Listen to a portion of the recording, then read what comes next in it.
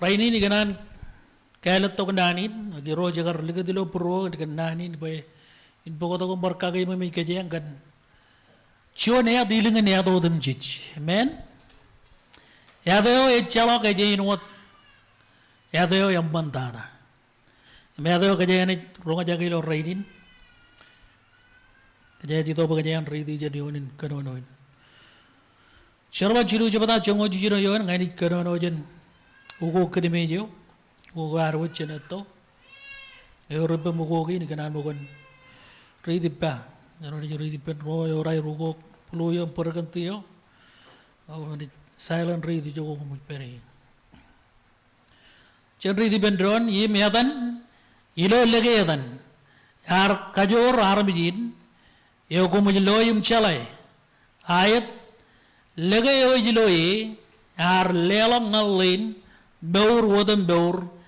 iman mejimi wodam jij cenjar ani chamailang kadojak kia bo gemin ronga jagai nane wam be kojarjar ko mole ganam gar liga dilo purwan karrejaram begemin didok begemin mangai bendron brutolok barchuanale dilo santain ngan ronga jagai ke ronga jagai tayo ko kanan begemin ronga jagai ijar wa am chedop kojarjar ragadagin e bewe de jidok kagamanaman yalan purwam nganam pegem receive nane wam ilo raidin ngai charam lewa jawlab lojilngin on kabel lagay alam tata purwodam chij begemin pegay nane wam tamagay blo tata ligit bayin charbal ilo mewrwam kemi charam lewa jigan barchuanale nim kamololo kan opportunity naman begemin ronga jagay nane wam ilo den Jesus ngai char mai wujyo kum ba kum molon cherba ameni bedron Chonin pwede na ito kaya manilo chebadain ay pwede na ito kan kaya ang jalagan roya man ragarilang bayaran cher pidaim John ya rogar ilag ilo pwede na ito kina John pwede na ito ilugun ya kariwa kaya kayo ito kutugulun mo kan tayo may karwalok kanan roya man karkajarabali adin wala raini nilang ayat siya kanay ilo online ilo public ilo politik ilo jigin jewel ilo history elang ayat ako lo echala ayat en wat yadin yadan Jesus men yato yalla jen yato wadim jiji lo law bible ba echala ilo lang me echala ilo law en wat yadin yadan Jesus nijinanit Ani jagar kalat Jesus nijin. Em golo yadin, eor kajor ilo yadin. Kaya nga jarong jagar rini. Pidaim John erro garilok bay ronchar. Bible aja bay erro garilok bay ronchar ilo Jerusalem. Erro jawalang lagi ilo temple erro garion. John eman egaragay jen egarik. Isterin meurin alay egaray wud chibang. Egaray wud kemeur. Alam mo lang dyan maniyim, menawan meurin. Kalau lain ya kan dito, cina Bible aja baik kan dito kum, all biyen aja warilo temple. Kalau mani ko raga aja kata berakai kujiwan, nara aja satisfy gi, men. Jala ko kata kilo meurin, kaya juga jenis biko ta all menem, logor koray all may ko lo lalin, cina bagi posesi ya, jala ko menen ikabani kan kit. Raman agar raban satisfy mewurwar yor chion ya dilingan ya dodem jiji emarong in satisfy kajeng emarong in katabarak ay gujiyo emunal dada an mewuran chion armit amen chongan an kajo readin ejab katabarakot ay gujiyo an armit yo age kamman ogodak ilo mewuran elang armit em jadin kajeng ay kanono kage ilo rainin Ejadeo edan Jesus. Pidaim John erogar lo yung manin. Ero yung walang alag ba roncher erogar yon alain kodak bin. Pero yung bayan bar ewar mani pero. Agar laman na kailang mani pen pidaim John. Em ngay kamolo lagan beurinan em man rin. Amarin ragar yung carry kailang talay lo pa yung wire. Rar carry John men ele em elabalagan aur. Chen money him silver.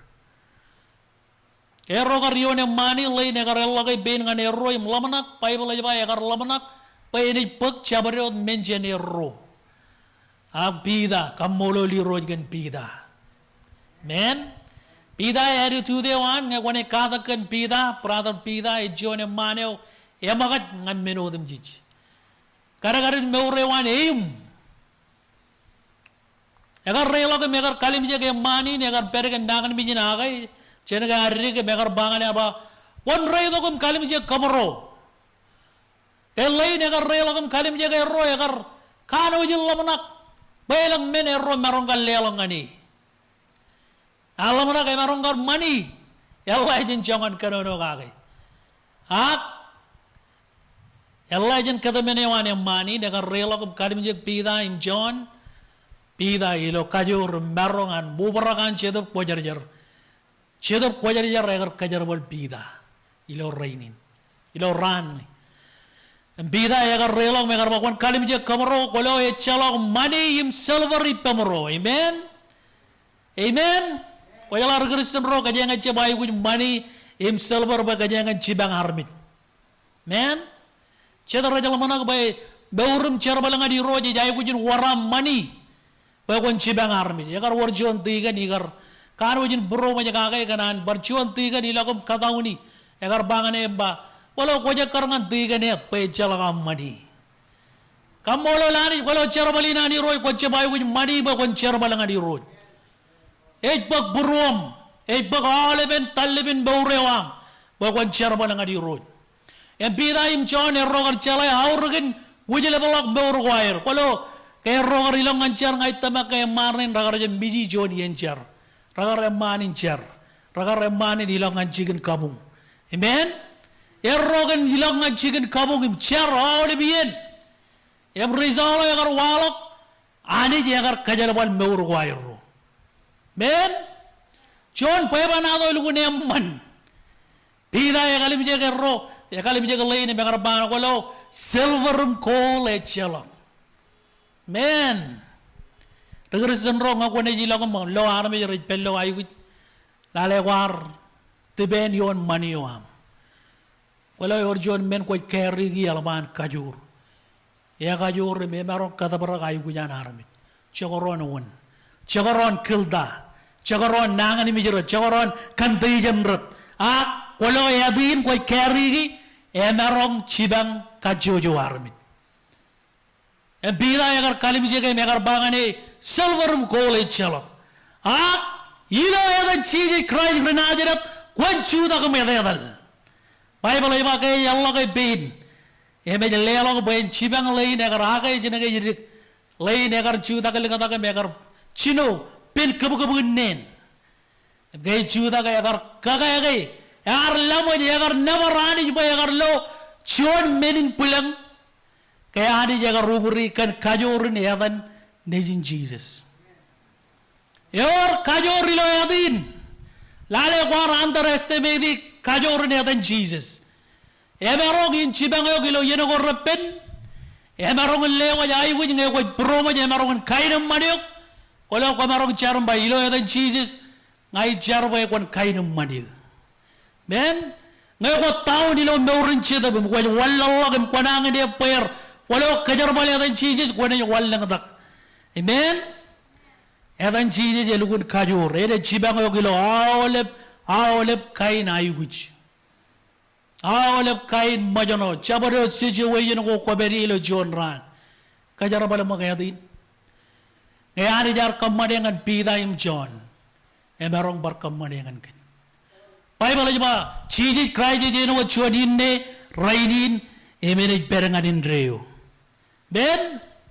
yadin ya kajor, chen kajor bal yadin,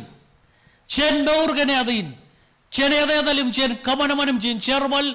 ilo yadin. Amen. Bidaim John errogal loang nemani ne kage, Bible aja emani ne agar never agar kamanelang kain kelen never agar relang ilo tempeleo. Emar me jaragar chino ay Allah kajenayra braba. Wanci well, and all the leon agan kachida money ilo temple, and all the leon agan I with money. Kolong ay tamaka elgina lane pag kabur kajor ilo yadan nejin cheeses, ar logay aur galak yadin chen all em benukulom meurin. Men arame rar peleng rar lo ka nair rar kaji degen drone ke rar kaji degen pida im John kwala ko yung manan pida kaya magalala mo gibendrodem chebalangan an pida kar pojak ben kamane conclusion ina dilo kwala gina eligina ngar arame jerin kanan chala tayo kar walangan lain ke eligina ngar pagkamuri lo kajure dan Jesus magi yang madadin pida ilo chongo wale miyo ilo chiru chebda kaya maride ba yem komar man yirojin beur yo hane jar kajara beji jem ro remich yem kemragan nanaga yem chongo jino yon ilo an pida dojak ben kilak kwalok inan egar kwalok tayo egar kaman be lain in pagkamur chirma kalale lo chongo jino yon eno yonin kaduruinar yem edan ilo lege edan yar kakajor arambijin yo kumujlo im chalai ayad lagayo jilo yar lelang alain dor wadam dor iman menjemi wadam jiji men yam mane adin yor jon rekan ala ba yor jon ya yaur gibba ina pogolok ngadaw lal men kajangan bagai adin kajar bale ligidilo practice yor menokor yadi ne barongan kammane ngan git eno da ba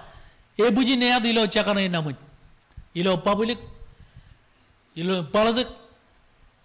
ilo kabiji gane ilo history aga chala ka eno da yadi in ka jang kano no ga ko barong paya da arme joro ilo history ko barong paya da arme joro rubug bug ilo politic ilo chabaro jigin ko lo chala ka mene ne kammane ngan yu edo ko yada raban kammando ko da kilo murrewa rajat edo the much akwalo yadin edan Jesus yor kajor ilo yadin kaya magalale kajor buko da jilo ilo yadan Jesus emaron kammane ilo yadan Jesus emaron chelok awleben cherwi wi war amen kaya magalale ilo bukun cherba jongo chebada yongo chilu yon yor jadai bero di ban by amen cherbal jongo yongo chilu yon yongo chiru yon ibana game ro raganan wodem jich rar kannan gene pegane yadan chabre de lege ina pek cherlok charwi wi wan amen ko barong bayadan arme jero ilo eno da ba ilo meurin akolo ko nei bayada raban cholok ambur raban cholok ruam raban cholok gildewam raban cholok charwi wi wam akwalo yadan Jesus ne ko nei kerangan yadan ko nei kanono yum kwalok kan yadan ene pogolok charo wi wam iba yam mana gai e chala gai no yadin e chala gai de marok chelo kan arabik per yadan Jesus jot yada gai yadin aurak yada gai yadin yamman ako mere mo da iganan kagi mimi kajeng kar jaro wi akwalo ilo yeno jar kerngane ilo yeno jar yidongane yemugoyalok kane adan nejin Jesus yagar jolok awle ben jaro wi war orjade tabak meninin baymen yewor kajuru ilo adan nejin Jesus yemarong in pogolok awle kain jaro wi chagoron jaro wi rodo war kamane men elang yang manro elang arame jero chemaron kajar bali lo pai bala ki ganan poko to chuan ro yair chuan karaya gar ridok bay ludak chuan banganya jala best chuan karaya gar kijong pai bala kajar banan kijong chuan karaya gar prostitute chuan karaya gar lelok ne ko ni kada kan kain karaya din karaya ro ro lelok ir en pundir bay wiyaga kay nganaramich men arpigot wangan maurewan ngai tama karaine chalok chabarot menipen agar kajian pigot ainam man agar kajian pigot charaman solution wan reo agar ai wi bayan lelok e bayan jon prostitute jon karai ke jom akamolo la ni bayan ji yago yaole baramich chagoron e wi kale de wa menana tada im gone kammane agani je ni pigot yo ani je ni lugor goryo ngane ngi jiboyok e jeb ligor gorok bayen ko kureo ga ligor gorok bayen lo mordiok Nana lugar ko ilo kajin majal, lo kajin belengan ajari rani jedeng chase you. Ene pursue you. Ngana ngay loyo. Ngana ngay ejiboyo. Ngana ngay kone give up. Or John Rekanale than in Kirk Franklin. Agar je lyrics in Aleana yaba. Igar kachiyong barkachiyong. Beno them jijilo meuri. Nele dara igar ba. Chema ngay give up. Meuri ya yengi. Ijlewa lay it down to you. Kwan kajar bali. Chuan lyrics man. Men. Kamole lanit. Bay chala kaya dekar lukur korek kajang ilo yene o char charo yui. Ilo yene o kajang ar beur kamman ya karangan kanan war char kamman elang kailat ranana im chakar kokure burwa elang arbit chakar beur chakar chala arbit yakar lukur korek kajang chala kaya bung ilo beurin em kajang ay kalim jegem jenda barer rar lukur korek kajang rar kanan cibang kajang chala kaya tagain star rana yung bung ilo Hollywood rar je pikot kajang arbur wajala wana ar pikot yok cheesy jagar pikot yok em egin wuna na aur kim em mantada em yiling ne ado dum jit kanage kyagan kwe ko baro na baro ala bar me jaran lo Hollywood age jalak men rane kam manengan kwe jalak ado ko ya dai raje ado dum mit akwalo ya dan Jesus ya mililin medo gen kajuan kajang kada kam loy emarong jalak jarwi ware karang abar John rejaru ya no kajang amen Chua jaga rale brutolo, char remer, ang Jesus jaga lugit, Jesus jaga jab give up, amen. Parjuan man, karain me agar kaman elang kain me no koronana, agar ito ko ben Jesus, Bible aja ba, pakayan alabaster, agar ito ko mar, luda kayon ne Jesus, agar kamaray kan kolan paran ilan, renin kem jala luda kalau Bible ay kano no ko buwel ako yung molit. Trending kem jalal ngay bodolok yor melelain trending kem jalal cheju goyalok chen pergwar em karain ar ito kum ludak buruan ar chang ar ludak banganya ngajong me aur dara em man dara em yang astara amen chiji jagar jabba karayan ko is time kolo eta ar bangani ar ba karayan charawi wi wam rajaku iba jam mana ke kajang ar kamman berjar kamman charoi wi am chala ki dongane ba renal charoi wam rajaku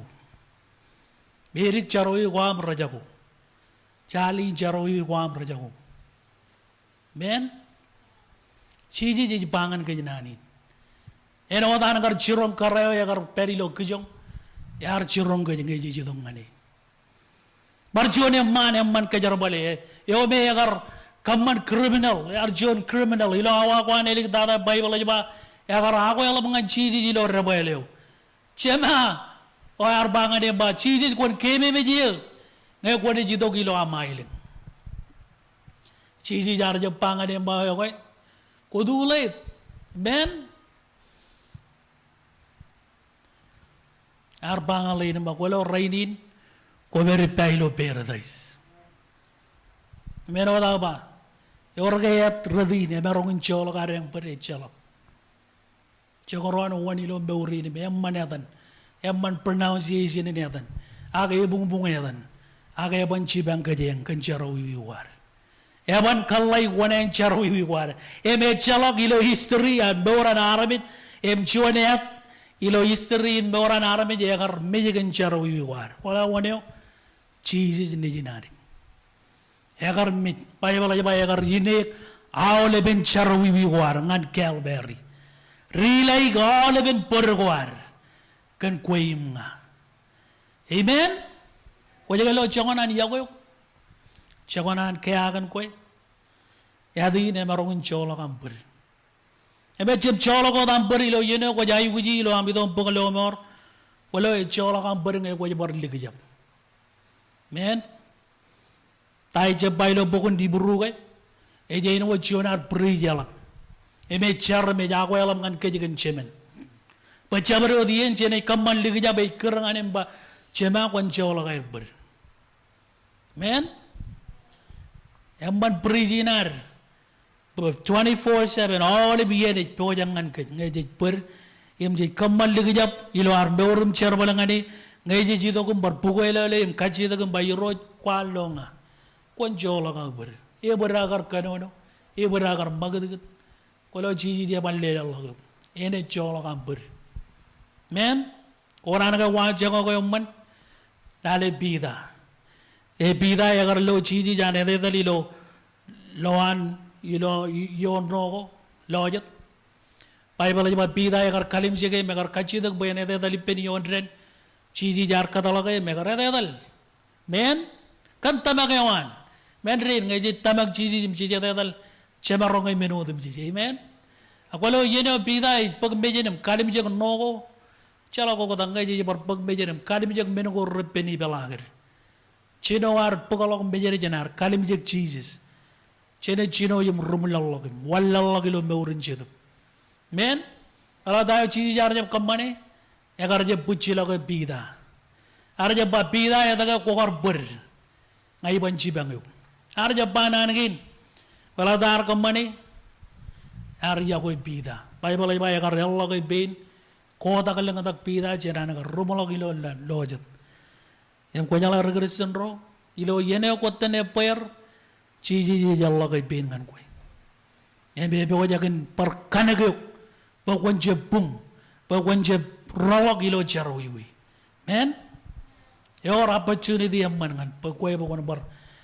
lo an chiji lo ma ro ne kan per ko ko kamani ken karo chuan men chiji bal lo nani ni ro ga yadi ne marongun kamani ngan kajeng wa dain karagan nani ni ro ga jangan lari lo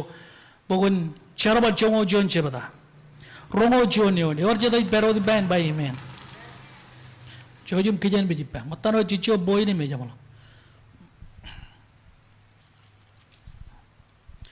chongo jon rongo jon yon ni banan gin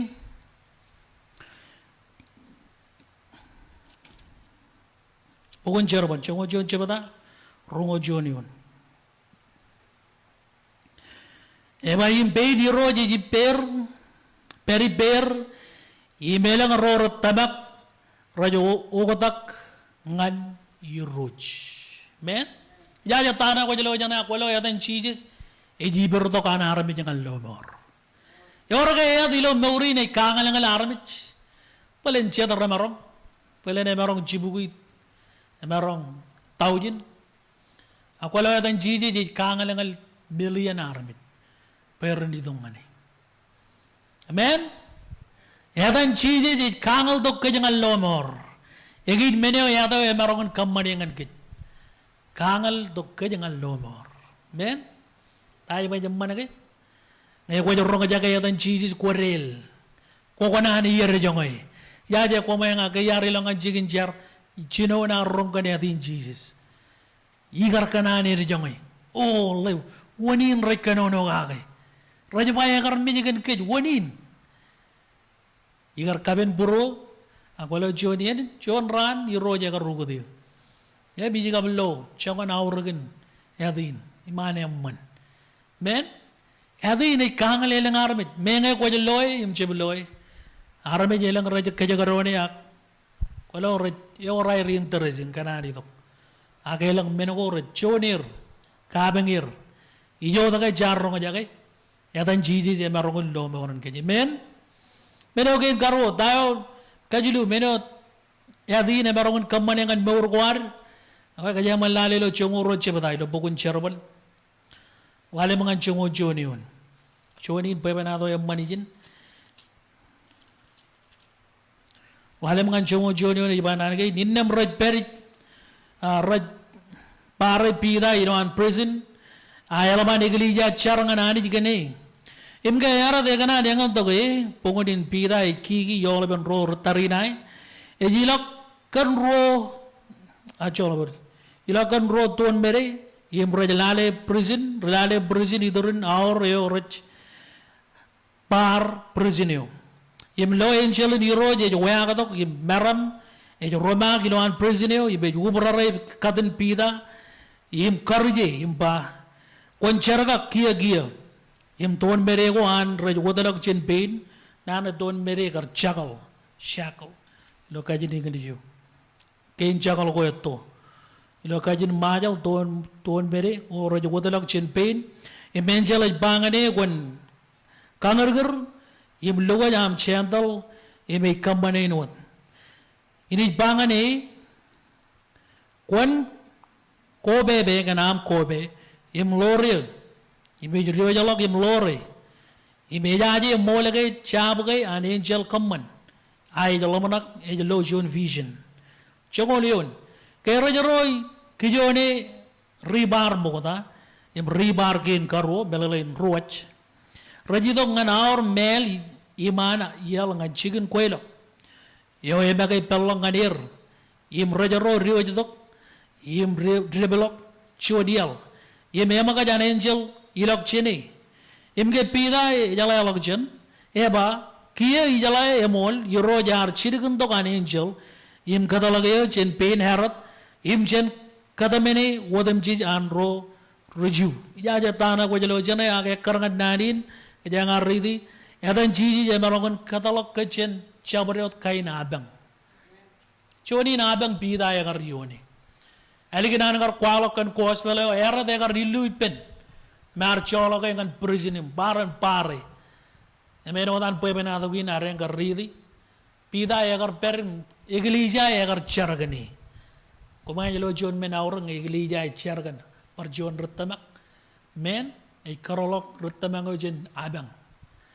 em jen chedien je jantar esteme di charib pendron an iglesia ajelo tabaragi ne jwalok ngan pida ya gar berilo prison em iglesia ragar chargani men rar prayer meeting gani rar ako ela bim rar charangan ani jimani jaga rong jagay em chewanan rong jagay abang yo pida ya gar peri no dan gar peri lo prison rar lugaje gan chain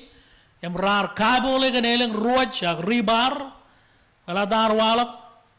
ani jaga rong jagay charani iglesia men emare magat em kamane jon men chirigal la angel em angel ya gar karolok pida chena abang ewan karbo da bible ini bagay pida ya karlamana kay lojon vision atto kali kay riyo je benna ba je menchelo jilo ke ne ya kar chino ne mi to ko chalay kay ani je kar chidigun tok angel payen karolok ay chen abang ewan amen ya ora kay abang ya tan jesus e barom kalau rutama karo ragar char regristen roa ke gili jayo ya char rar char ilo ya tan jesus payani jen karolok pida chena abang yo amen amen dream kalau ngai ora abang share nganaud amen ido kum char kai kemi me joni are ngar dom char kan abang in chigun jogoy ya mani jagar kagai jigin jogoy amen e chai no bar tai ne gar walong kan pida cedrar bar dom kachidak boy chargan jon karai kan idokom kabona na ger kalurong ger em chala rong to kailik karai kan rong takom em mananganir chodin karabang amen agani jagar karlo ger jenabang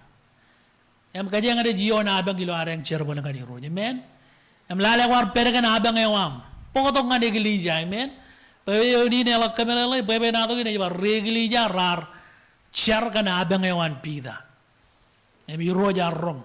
em begelija ngai je rong jagai ke ora abang kajangan char kan drone char kan abang kan drone em ani jene je magut men kajang mga lelo kailang kabubungan jesus matanot roda boy ni me jamo boy do kin kemen yadi ne marong ledok ngan gech ay guyuwar men kajang mga lalelo Gospel John chongole men jebata Gospel John chongole men jebata Urjon tiga negara pananin Coba Gospel John ay Rutto John Rutto John akan ay ru chidu kaya na bekat John chongole men jebata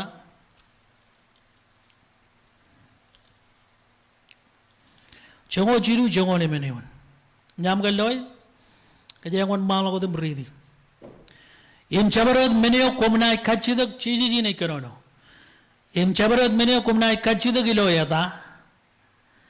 menini ina kaman mane pechema ina ibojo ilon nijin amen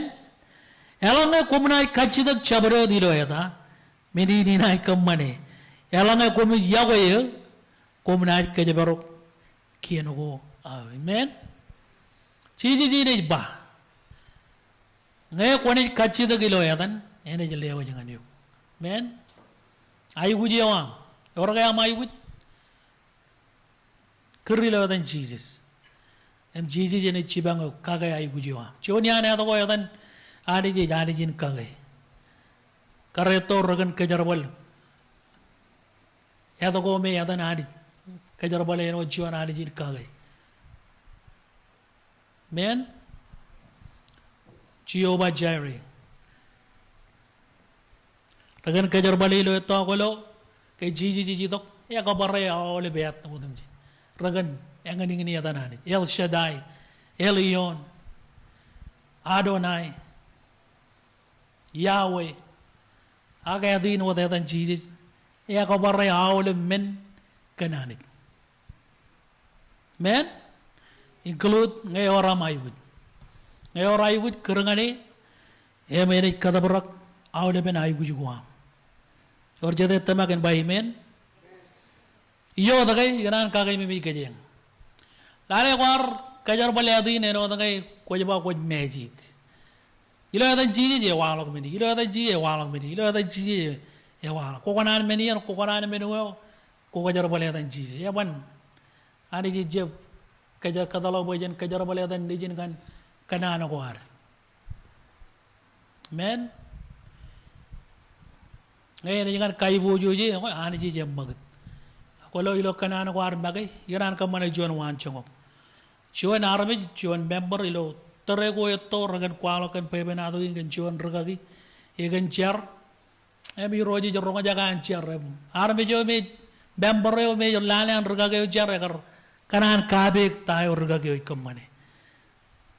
ragagi ikurle dan chiji jum elang ben raj bag jigin mwalo kan pebe anani jakolo hemmane agar ila kum drone agar kaji tak pailo dan cici ngai nan celai pain bagare drone agar kaji on drone ay ce biru jadalo pekana ane wani Allah drone rujatan drone jen awale be mani na ilinga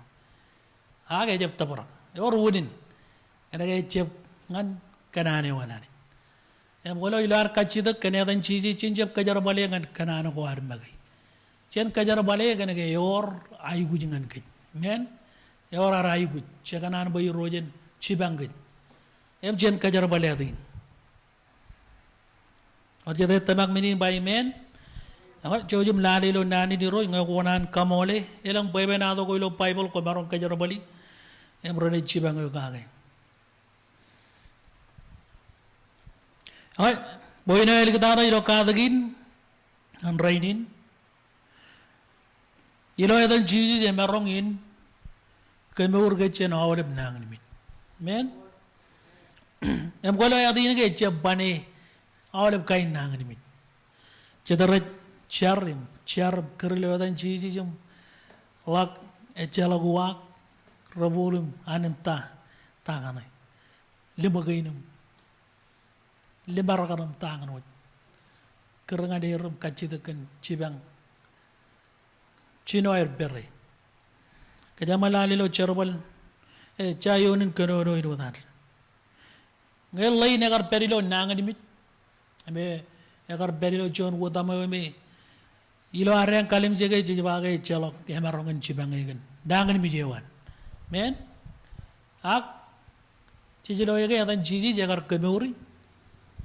men em golongan rainin ge adin chem majono kone lale duju golo lalinan regression Christianity nujin pelagin lalin tayo walo gilo community an regression elang regression rajilagum kwalo gilo lalgo ralabim elang kain nangan bijit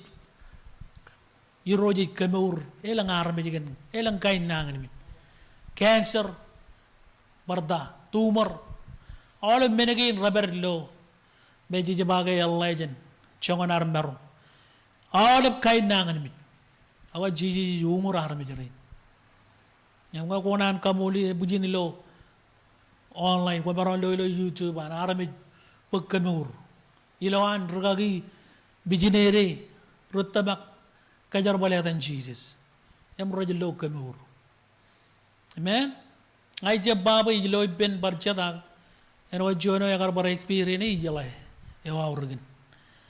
men igaran kwalo kan jon yair en wa dagar kwalo itabak igar mention ngan kegali jain kan cholilla be garai buchar igar bag jon yan kem bajaro e rugagi yagar be chidi ko kamro jon bar kem baj moro ilak moda janam ro relang ilo kabi ngene ko moro charam kaji de ben ro jangan cibang ewan ke kemi relang la ke karai ni lelabin em jair kali bubu ko ko jo je kan eleng pulang ke je bayar je bayi bio ke kemi relang la i ro jagar cibang gem jodian si ro jo yagar cibul lelabin yagar yalla ke bugu na le an chino anal kenalin me echala gayat parle do men yadan Jesus yot algin anal ke megar yar kaji de ko mojen charben awlem siero ragar perlo mo ko ba kamro am jon kamba ke mi legut pem yon lallabin charben ke mar jab bag chongol medin char kajar bale wata din ilo yadan chiji nangan mi jin fiba kon chuda ko milo ke mi jamen element checho chegan jenino lallabe agar charga galenga da kamba tahin ko muy kammane adaga ko muy kabole junian kara lere ro chibune chie garba bubu e mijam lo mur mijana ani kemuriyo agar charga chenaga agar babu koyo lebelebe lukunen majano ar chuda gum lukun chuda em reido gum kalim jenga ba ema jada ko miyang per kamandok gejere gejang mangai emana na boy mur men eme adi ne amman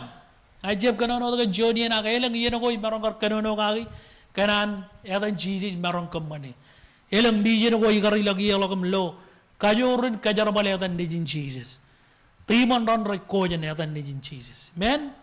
ramijak adi ne edan Jesus raj wurir ramijak ralalangong men